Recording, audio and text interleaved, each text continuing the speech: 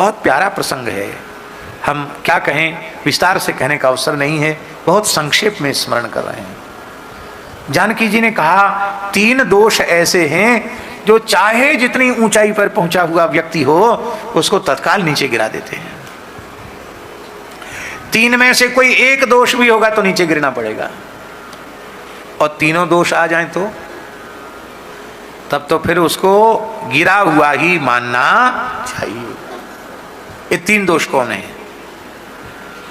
पहला दोष जानकी जी ने कहा असत्य भाषण। झूठ बोलने वाला व्यक्ति झूठ बोलकर तमाम अपने स्वार्थ की सिद्धि कर लेता है, लेकिन कभी न कभी उसी झूठ के कारण उसको नीचा देखना पड़ता है। ये तो लोक में हानि है, और परलोक में क्या हानि है?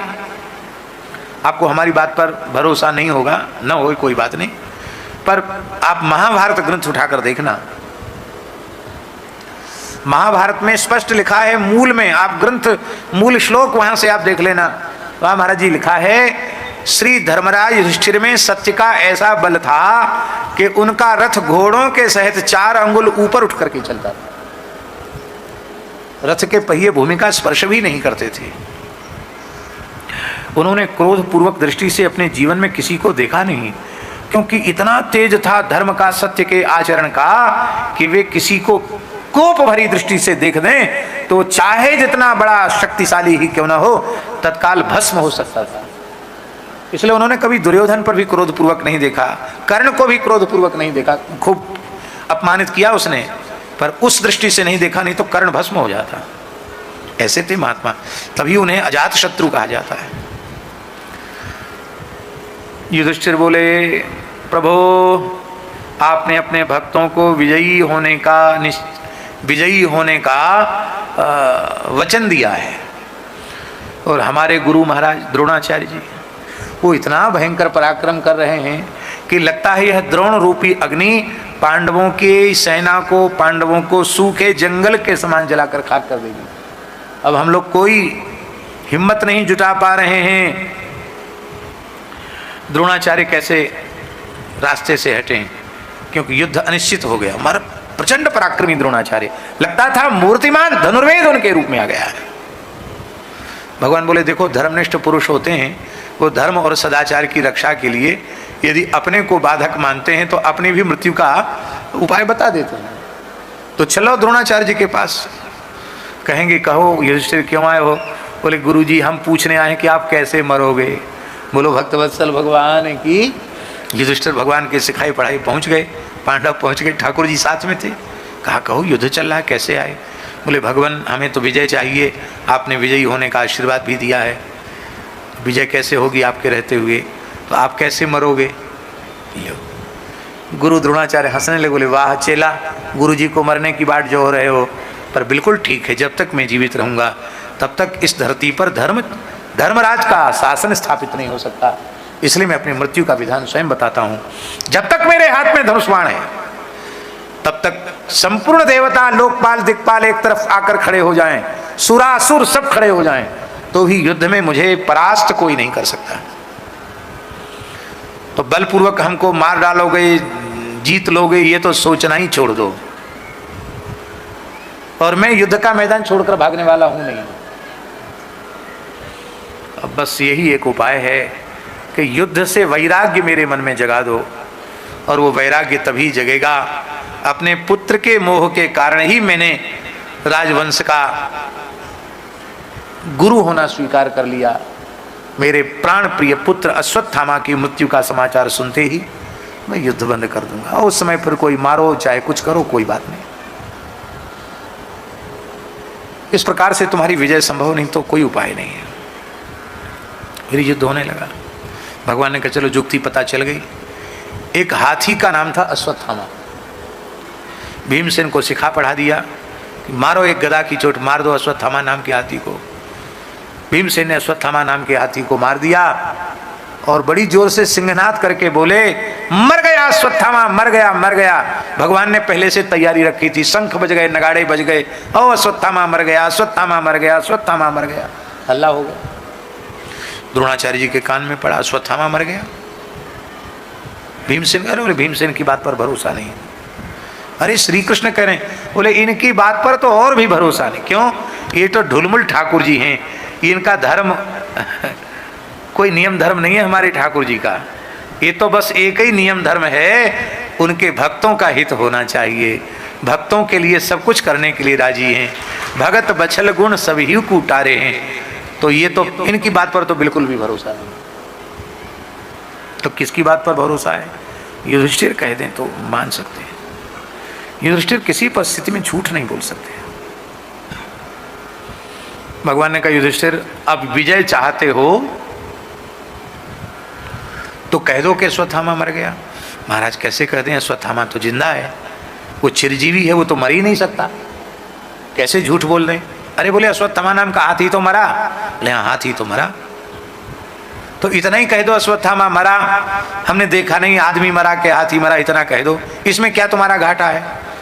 तो मन में विजय की इच्छा तो थी, इसलिए इस बात को कहने के लिए युधिष्ठिर राजी हो गए और उन्होंने कहा अश्वत्थामा हतः। और आगे बोले नरोवा कुंजरः, अब मनुष्य है कि कुंजर माने हाथी। ये बोले तो सही वो उसी स्वर में, अश्वत्थामा हतः नरोवा कुंजरः। और नरोवा कुंजरा के समय भगवान ने जोर का शंख बजाया, इतना जोर का पांचन शंख बजाया, यस्य ध्वनिर्दानव दर्पहंता विष्णोर मुखोत्थानिल पूरितस्य यस्य ध्वनिर्दानव दर्पहंता तत्पांचजन्यम सचिकोटि शुभ्यम शंखम सदाहम शरणम प्रपद्ये। भगवान के शंखनाद को सुनकर आगे मर गया अश्वत्थामा, ये हाथी की मनुष्य, ये बात सुनाई नहीं पड़ी। अच्छा एक बात बताओ, क्या उनको पता नहीं था कि हाथी मरा मनुष्य नहीं मरा? ये झूठ हो गया कि नहीं हुआ? उनको ये तो पक्का ही था ना कि मनुष्य नहीं मरा हाथी मरा, तो यही कहना चाहिए था कि हाथी मर गया। पर नरोवा कुंजरा ये चतुराई खेली उन्होंने। और सत्य की परिभाषा बाबा क्या है? सत्य की परिभाषा है जो निश्चल निष्कपट भाव से व्यक्त किया जाए उसे सत्य कहते हैं। फिर से सुन लो, जिसको निश्चल और निष्कपट भाव से जिसकी अभिव्यक्ति हो उसी को सत्य कहते हैं। इसलिए लिखा है न तत् सत्यम यत् छलेनानुविद्धम, जिस सत्य में छल हो वो सत्य सत्य नहीं है। निश्चल निष्कपट भाव से जो कहा गया हो उसी को सत्य कहते हैं। और गोल मटोल बात बनाओ तो वो सत्य नहीं है, वो तो छल है। बहुत से लोग चतुर होते हैं, अपने मन की कोई बात उनको पूरी करनी है तो घुमा फिरा के ऐसा काम करेंगे, अपने से बड़े कहते हैं, उसी को समझ लेते हैं अब तो महाराज जी की आज्ञा हो गई, अब महाराज की आज्ञा होगी। आज्ञा होगी क्या? हम अपने मन से बड़े परेशान थे, हम किसी भी तरह से स्थान छोड़कर भागना चाहते थे, मन अशांत था। और पूज्य गुरुदेव भक्तमाली जी ने कह दिया था जब तक गुरुदेव पहाड़ी बाबा ना कहें तब तक कहीं नहीं जाना। उन्होंने कहा ठीक है। तो मंदिर में पूजा करते थे, धूप आरती और आरती के लिए जाना था। तो अब देखो जाना तो हमने जाना था, तो हमको भागना था वहाँ से, लेकिन हमने थोड़ी चतुराई करी। ये नहीं होनी चाहिए, अपने पाप को हम वर्णन कर रहे हैं। तो महाराज जी बोले क्यों खड़े हो? तो हमने कहा महाराज जी जाएं। तो उन्होंने यही समझा कि जब हाथ में धूप दानी लेके खड़े हैं तो धूप आरती करेंगे फिर आरती करेंगे। अरे बोले हाँ कब आरती का टाइम है, जाओ जाओ जाओ जाओ, 2-3 बार कहा। तो हमने बस आरती तो रखी, धुनी से आग वाग कुछ नहीं लिया, जैसे खड़े थे एक तौलिया में ऐसे भाग गए। लेकिन क्या वह आज्ञा थी? पर इस प्रकार का अपराध बन जाता है। अपने मन की इच्छा की पूर्ति के लिए हम लोग चतुराई करते हैं और सोचते हैं तो गुरु जी की आज्ञा, इसको आज्ञा नहीं करते। सोच समझ करके प्रसन्नता पूर्वक जो जिसको दें उसको आज्ञा कर दें। महापुरुषों के गुरुजनों के रुख को समझना चाहिए, उनका रुख क्या है, और उस रुख का आदर करना चाहिए। रुख का आदर करना ही आज्ञा का पालन है। तो युधिष्ठिर महाराज जी जो हम कहना चाहते हैं वो हम बता रहे हैं। उस असत्य के कारण महाभारत में लिखा है कि धर्मराज युधिष्ठिर का तपे हुए स्वर्ण के समान कांति वाला मुख तत्काल काला पड़ गया और उनके घोड़े रथ के सहित धरती से घिसट कर चलने लगे। उसके बाद फिर उनका रथ कभी धरती के ऊपर नहीं चला। केवल इतना सा झूठ जीवन में बोला और उसका परिणाम हुआ कि उनको मरने के बाद नरक का दृश्य भी देखना पड़ा। अब वो लोग विचार कर लो जो 999 नहीं 99.99% झूठ बोलते हैं, धोखे से कोई एक सच्ची बात निकल जाए तो निकल जाए। कुछ लोग तो इतने प्रतापी होते हैं कि उनको सत्य बात को भी थोड़ा झूठा बना के बोलेंगे, क्योंकि बिना झूठ बोले पानी नहीं पचता पेट का, क्या करें बेचारे। पर उन्हें अपने अपने भीतर सोचना चाहिए कि हमारा क्या होगा जो हम इतना झूठ बोलते हैं।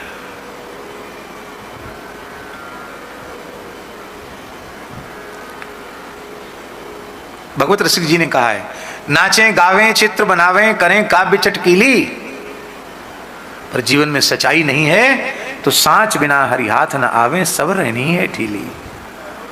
जीवन में सच्चाई होना चाहिए।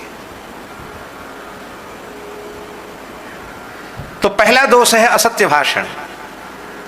दूसरा दोष है जानकी जी ने कहा परस्त्री गमन, पर दाराभिमर्शन, ये दूसरा दोष है। तीसरा दोष है विना वैरेण रौद्रता, बिना वैर के क्रोध करना, ये तीसरा दोष है। तो भगवान दो दोष तो आप में है ही नहीं। आप अपने पिता के सत्य की रक्षा के लिए अवध राज सिंहासन त्याग कर दंड कारण्य में विचर रहे हैं। आप अपने पिता के सत्य की रक्षा करना चाहते हैं, तो आप में तो असत्य की संभावना ही नहीं है। और प्रदाराभिमर्शन जो दूसरा दोष है वो भी आप में स्वप्न में भी संभव नहीं है, क्योंकि मेरे अतिरिक्त धरती की समस्त नारियों को आप कौशल्या के भाव से ही देखते हैं, इसलिए ये दोष भी आप में संभव नहीं है।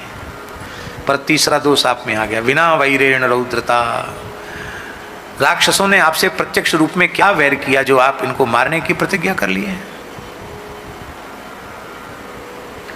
आपकी पवित्र कीर्ति में कलंक लग जाएगा। लोग कहेंगे राक्षसों ने कुछ बिगाड़ा नहीं था, राम जी ने बिना मतलब प्रतिज्ञा कर ली, निश्चरहीन करूं मई। क्या बिगाड़ा राक्षसों ने आपका? और ये जो दोष आप में तीसरा आ गया, इस दोष का कारण है कुसंग। राम जी मुस्कुराए, बोले किस चीज का कुसंग है? बोले तपस्वी को अस्त्र का कुसंग नहीं करना चाहिए। आपने जटा जूट तो बना लिए, तपस्वी महात्माओं का वेश बना लिया, वो तरकस और धनुष बाण लेकर आप चल रहे हो। ये अस्त्र यदि आपने न रखे होते तो आपको ये क्रोध नहीं आता। और जानकी जी ने कथा भी सुना दी। जानकी जी ने, वाल्मीकि रामायण, जानकी जी ने कथा सुनाई। एक ऋषि था, उसके तपस्या से इंद्र को बड़ा भय हो गया और देवराज इंद्र ने उस महात्मा की तपस्या में विघ्न डालने के लिए एक सैनिक के वेश में महर्षि के आश्रम में प्रवेश किया और कहा महाराज मैं बहुत संकटग्रस्त हूँ, मेरी एक बहुत मूल्यवान वस्तु है, वो धरोहर के रूप में रख लीजिए, समय आने पर आप अपनी वस्तु में आपसे मांग लूँगा। और ऐसा कहकर एक सोने की मूठ वाला हीरे जवाहरात से जड़ा हुआ एक बहुत मूल्यवान खड्ग दे दिया, तलवार। बोले इसको रखो, धरोहर के रूप में इंद्र रख करके चला गया। अब वो महात्मा कंदमूल फल समझा लेने जाएं तो मन में सोचें कोई चुरा ना ले जाए, क्योंकि दुखम न्यासस्य रक्षणम, इसलिए वो तलवार लेकर चलने लगे। पहले तो शायद प्रभाती अमनिया करने में काम लिया होगा, धीरे धीरे अस्त्र के दोष के कारण उनमें क्रोध उत्पन्न हो गया और वे हिंसा करने लगे, जंगल में प्राणियों की हिंसा करने लगे। और उस हिंसा के दोष से उनके पुण्य नष्ट हो गए, तप नष्ट हो गया। और कहाँ तो इंद्र को भय था कहीं हमारे इंद्रासन पर अधिकार न कर ले, और उस ऋषि को अस्त्र के कुसंग के कारण नरक जाना पड़ा। राम जी बोले कितना समझा लो, धनुष बाण नहीं छोड़ेंगे। क्यों? बोले भक्तों के रक्षण के लिए हमने धारण किया। वाल्मीकि रामायण का श्लोक क्या करें महाराज, सारे सनातन शास्त्र न्यौछावर हैं राम जी के वाक्य के ऊपर। राम जी ने कहा हे मैथिली अप्यहम जीवितम जम्मि, मैं अपने प्राणों का त्याग कर सकता हूं। त्वाम सीते स लक्ष्मणा, तुम्हारा त्याग कर सकता हूं, सीता जी का त्याग कर सकता हूं, लक्ष्मण जी का त्याग कर सकता हूं, लेकिन न तो प्रतिज्ञा संस्कृत्या ब्राह्मणेभ्यो विशेषता, किंतु ब्राह्मणों के, ऋषियों के, गोवंश की रक्षा की प्रतिज्ञा का त्याग नहीं कर सकता। तुम्हारा त्याग कर सकता हूं, लक्ष्मण का त्याग कर सकता हूं। तुम्हारा त्याग का मतलब प्राण प्रिया का त्याग कर सकता हूं। लक्ष्मणो दक्षिणो बाहु, अपनी दाहिनी भुजा लक्ष्मण का त्याग कर सकता हूं। बहि प्राण इवा परहा, लक्ष्मण मेरे बहि प्राण हैं, अपने प्राणों से प्रिय लक्ष्मण का त्याग कर सकता हूं। पर ब्राह्मणों की रक्षा की, ऋषियों की रक्षा की, गोवंश की रक्षा की, धर्म रक्षा की प्रतिज्ञा का त्याग नहीं कर सकता। किशोरी जी ने कहा, सरकार यही आपके स्वरूपानुरूप है, लेकिन आपकी कीर्ति में कलंक न लगे इसके लिए मैं ही कुछ लीला करूंगी। और श्री किशोरी जी ने प्रतिबिंब का अपहरण कराया और स्वयं अग्नि में विराजमान हुई और राक्षसों के बैर में निमित्त बनी श्री किशोरी जी। इसलिए सीतायाश्चरितम महत्, कृत्स्नम रामायणम प्रोक्तम सीतायाश्चरितम महत्। तो भगवान श्री राम से कहा कि अस्त्र के कारण आपने प्रतिज्ञा कर ली। भगवान बोले हम प्रतिज्ञा को तो नहीं छोड़ सकते। तब श्री किशोरी जी ने कहा आप नहीं छोड़ सकते, पर मैं आपकी अपकीर्ति को नहीं सहन कर सकती, इसलिए आपके चरित्र में, आपकी कीर्ति में कहीं भी कलंक न लगे, इसके लिए मैं अपना सर्वस्व बलिदान करने के लिए तैयार हूँ। आपके चरित्र को उज्जवल बनाने के लिए ये श्री जानकी जी का अद्भुत कार्य है।